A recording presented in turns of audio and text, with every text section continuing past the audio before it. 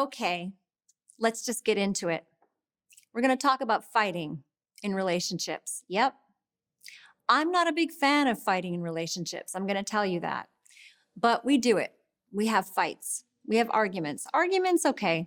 We're not going to get into arguments today because believe it or not, arguments and fights are two different things. You know that. We all know that.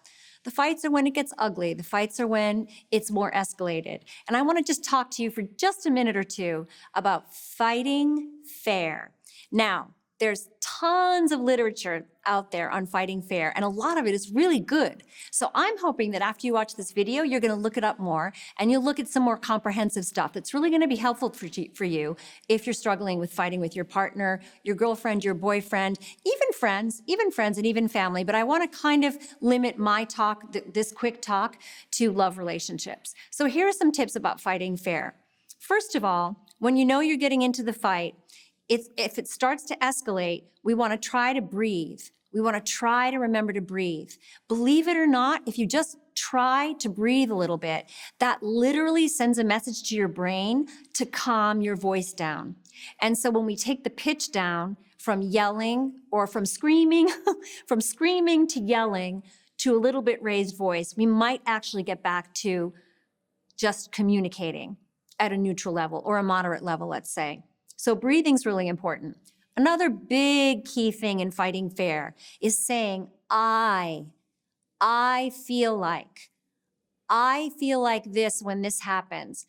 The you make me, no good.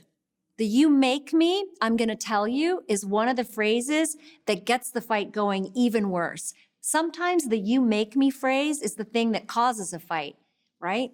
You make me feel this way. You make me do this. Here's another one that's bad. You always or you never, okay? Look, I've done it. We all do it because we're in a fight, because we're feeling upset, we're feeling angry, we're feeling jealous, disappointed, whatever the thing is we're feeling. But when we start to go to those you make me, you always, you never, we're off us, and we need to stay with us. When we're fighting fair, we need to stay with us. We need to try to communicate what we need, how we feel, what happened that didn't work for us, and why it didn't work.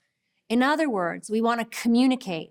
When we start getting global and when we start saying, you're doing this to me, you're doing that to me, what we're really doing is projecting old wounds from who knows when. Could be from our early childhood, could be from a previous relationship, but we're projecting and we're not present. We want to stay present, to stay with the person that we're having the conflict with. Believe it or not, we want to stay with the conflict. Stay there.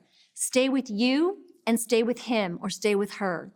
And if you can stay present, what will happen is the fight, hopefully, and this is my bias, of course, the fight will be less a fight and it will be more of a communication about whatever's going on that didn't work between the two of you.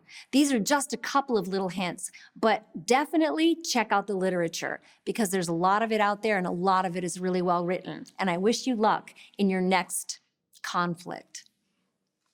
Please visit my website at susan-lambert.com or have a listen to the podcast, In the Balance, Connecting Mind, Body, and Heart, which you can find at inthebalance.life.